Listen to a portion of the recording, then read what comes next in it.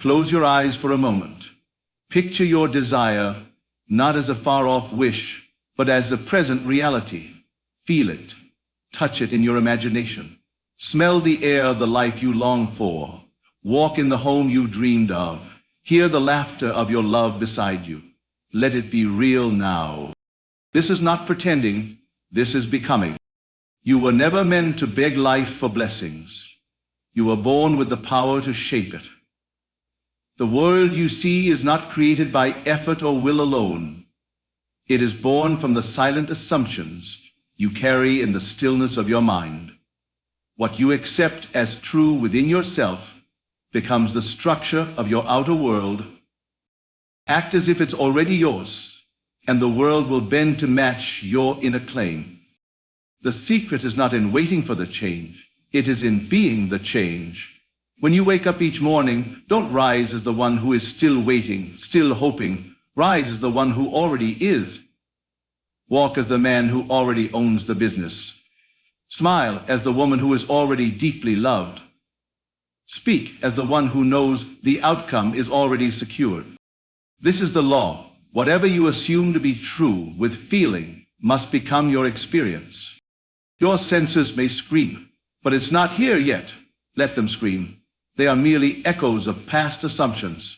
The truth is what you dare to claim within. You do not need evidence. You are the evidence. You are the operant power. You create reality by dwelling in the feeling of the wish fulfilled. Now, faith is not a passive hope. It is loyalty to the unseen reality. It is acting from the end, not toward it. And the moment you fully assume the end, everything in your world begins to shift, not by force, but by law. Do not concern yourself with the how. Your job is to dwell in the done, to feel the truth of your desire as if it were already complete. That feeling, that inner conviction, is the magnet that draws the unseen into form. If you can imagine it and feel it to be true, then it already exists, and all of creation will conspire to bring it to you. So act as if, speak as if, live as if, and you will manifest it. Imagination is the birthplace of all reality. It is not a mere faculty for daydreaming or escaping the present. It is the creative power through which all things are made. Everything that now exists in the physical world was once held in the invisible realm of imagination. The clothes you wear, the home you live in, the words you speak, even the person you have become.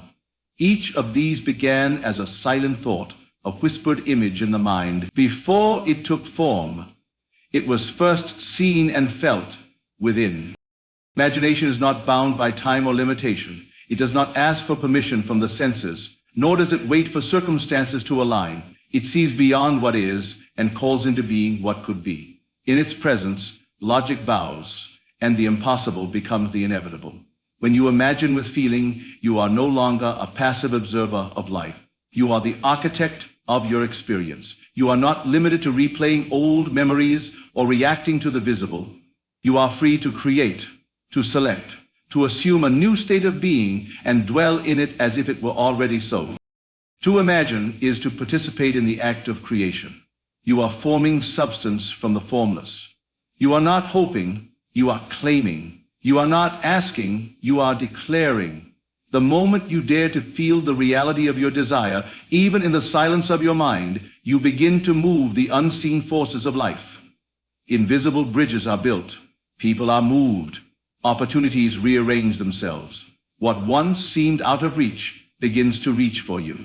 There is no limit to what imagination can bring forth, for it is not confined by facts or past failures. It lives outside the rules of the seen world and speaks only the language of possibility. When you enter this sacred space within and imagine not as a distant dreamer, but as one who knows, you align yourself with the source of all manifestation. Every great life, every transformation, every answered prayer began with this quiet inner act, not with striving, but with seeing, not with effort, but with imagining. You do not need to wait for proof. The moment you feel the need for evidence before believing, You hand your power over to the outer world. You say, let something change out there, and then I will believe it's mine. But manifestation does not work that way. Reality does not begin with what your eyes see. It begins with what you accept as true within. If you wait to see the money before you feel wealthy, wait to hear the words before you feel loved, wait for the opportunity before you feel chosen, then you are allowing the mirror to tell you who you are, instead of realizing that it only reflects what you've already assumed. You do not have to wait until things look different. You must feel different now, because it is your inner state that writes the script for what happens next. There is no reward in hesitation, no power in delay. The universe responds not to what you hope for in the future, but what you embody in the present. What you claim as true now, without proof, without confirmation, is what begins to form the structure of your outer life. The change you desire is not on its way. It is already yours the moment you assume it. Waiting for proof is a declaration of doubt. It is saying, I don't believe it unless something outside of me changes first. But belief is what makes that outer change possible. The world outside is slow to move, but your inner world is instant. You can shift your state in a moment. You can walk differently, speak differently, think and feel from a place of certainty, even if everything around you remains the same for a time. That's not a delusion. That's creation. When you understand this, you stop living as a reaction to what is and begin living as a response to what you have chosen within. There is no more waiting, no more asking, only assuming, only knowing. And from that knowing, all things begin to unfold. The state of being creates the outcome. It is not what you want, nor what you say, but who you are being that determines what manifests in your world. You do not attract what you wish for, you attract what you are. Every thought you think, every feeling you accept as real, every assumption you live from, constructs the atmosphere of your state. And this inner atmosphere becomes the mold into which the outer world must pour itself. Your state of being is not something vague or mystical. It is the sum total of your beliefs, feelings, and assumptions in the present moment. When you assume the state of already having what you desire, when you live from the feeling that it is already so, your world begins to mirror that state in form and experience. If you dwell in lack, the world reflects lack. If you dwell in love, the world reflects love. If you dwell in success, opportunities appear as if from nowhere, not because you chased them, but because your state made them inevitable. It is impossible to separate what happens to you from the state you occupy. The events, people, and circumstances that appear in your life are drawn into alignment with the version of you that you are being. You may repeat affirmations or visualize endlessly, but if you continue to live in a state of waiting, of not yet, of lack or fear, then those efforts are weakened. It is the feeling behind your words, the conviction behind your images, that holds the creative force. You shift your state not by forcing the world to change, but by changing your relationship with yourself, by assuming a new identity, by walking in the shoes of the version of you who already has what you desire. You signal to life that the outcome is already set, and life, always obedient to your state, begins to rearrange itself to confirm what you have claimed within. Your outer world is not a dictator, it is a follower. It takes its cue from your inner world, from the quiet, persistent tone of your being. Feeling is the secret doorway. It is not enough to merely think of your desire or speak of it with words. What brings it into being is the emotional conviction behind the thought. Feeling gives life to the unseen. It is the bridge between the invisible idea and the visible form. You can imagine endlessly, but without feeling, the image remains flat, lifeless, without power. The moment you feel the truth of what you imagine, you enter the state of it. You cross the threshold from wishing into being. Feeling is not an after effect of manifestation, it is the cause.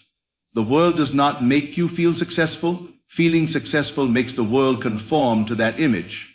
The experience of wealth, love, freedom, health, these are all preceded by an inner emotional tone.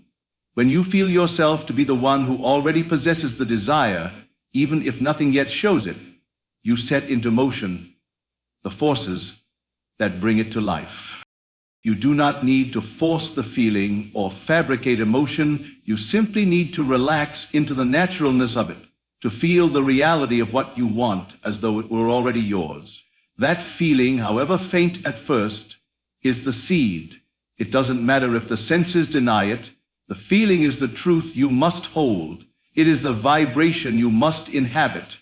It becomes the doorway through which your imagined world walks into form. Every moment, you maintain the feeling of the wish fulfilled. You move deeper into the reality of it. Feeling is not pretending. It is assuming the emotional state of your chosen future. And once that state is fully felt and accepted as real, everything around you begins to align with it. People change. Events shift. Timing rearranges, all in response to the emotional tone you've chosen to live in. Healing is the creative key that unlocks the world you've claimed within. Your world reflects your inner convictions. Life does not happen to you, it flows from you. Every circumstance you encounter, every relationship you experience, every challenge or victory that appears is the mirror of what you deeply and consistently accept as true within yourself.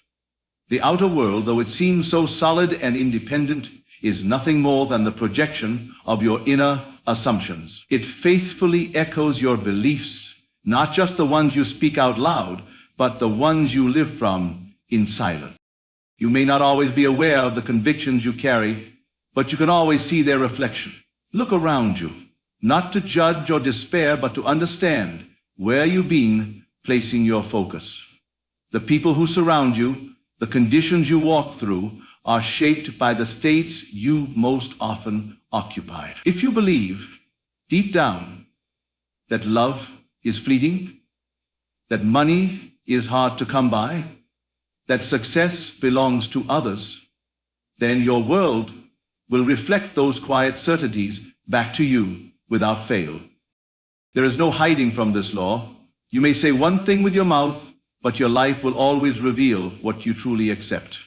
Conviction is not found in your words, it is found in your reactions, your expectations, your default emotional responses, the way you feel when nothing is going your way, the way you carry yourself when no one is watching, the story you silently rehearse about yourself. These are the convictions that form your world. But this is not a burden, it is your greatest power, because it means you do not need to fight the outside to change your life.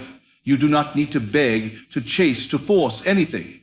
You only need to go inward and examine the convictions you've allowed to shape your identity.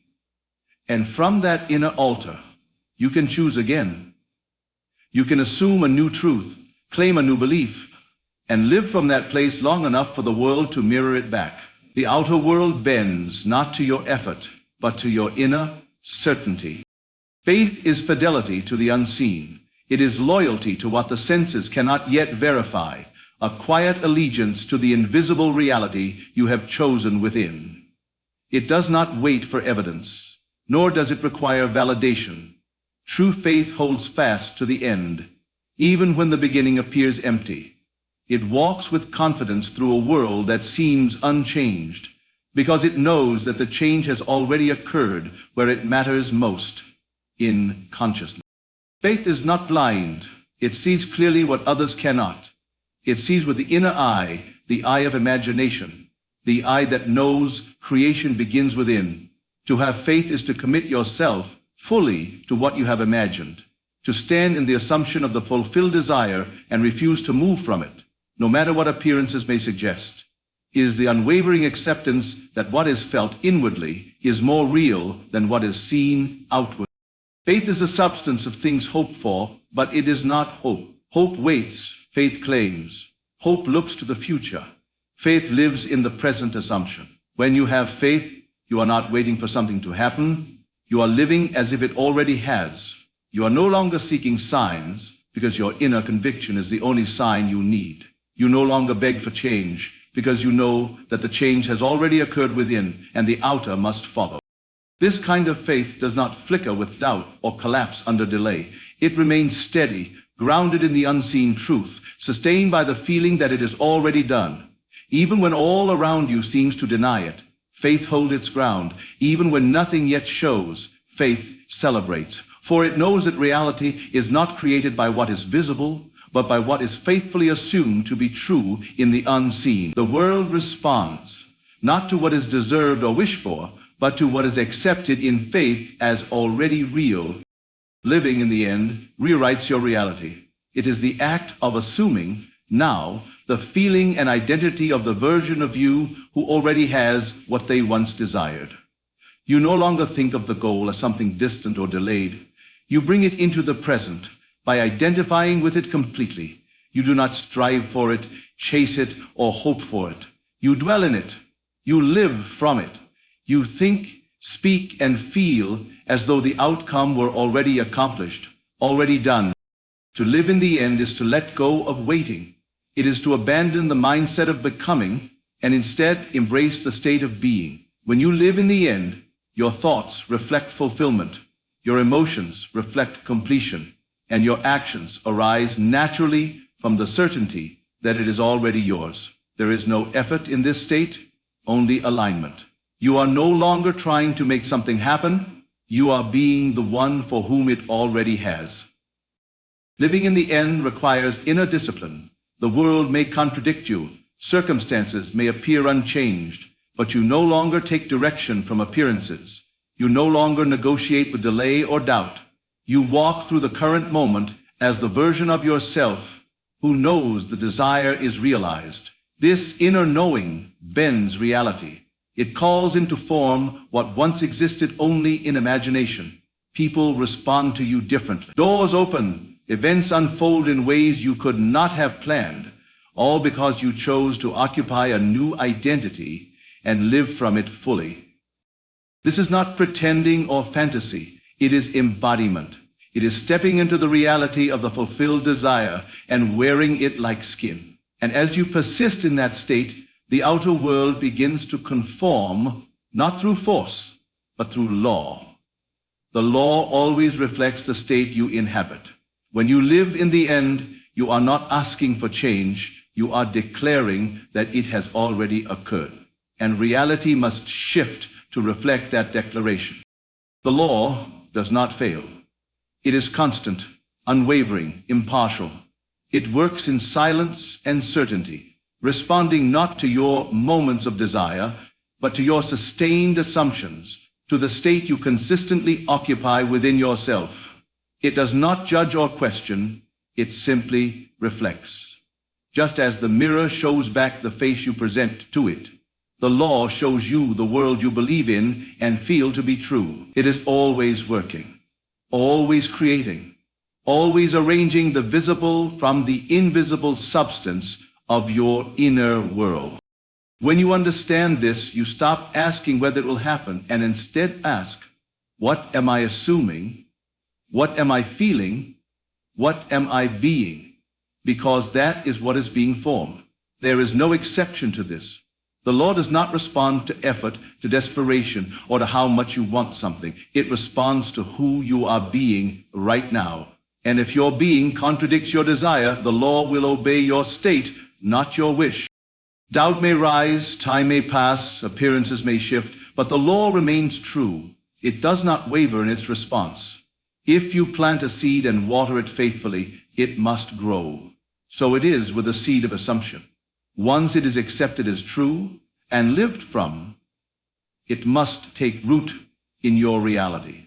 It may not come in the way you expect, but it will come in the way that reflects your inner conviction. There is no mystery to it. The law works with mathematical precision. It gives to each according to what they claim, not with word, but with feeling, with belief, with identity. You are never waiting on the law. The law is always waiting on you, on your decision to occupy the state of the wish fulfilled and remain there regardless of appearances. When you persist, when you remain faithful to the unseen and live from the end, the law responds in kind, for it cannot do otherwise. It is not emotional. It does not guess. It fulfills. It reflects. It manifests. And it never fails. So now you know, creation is not something that happens outside of you. It is not in the effort, the chase, or the waiting. It is in the assumption. It is in the quiet decision to dwell in the feeling of the wish fulfilled, to embody the state of already having, already being, already becoming. Your imagination is the womb of reality. Your feeling is the doorway. Your faith is the foundation. And the law, unwavering, precise, eternal, does not fail. Act as if. Think from the end. Feel it real. Assume it boldly. And the world will begin to shape itself around the version of you that you have dared to become. Nothing is withheld from the one who lives in the knowing that it is already done. Thank you for listening. May you move forward from this moment not as a seeker, but as a creator, confident, conscious, and completely alive in the power of your inner world.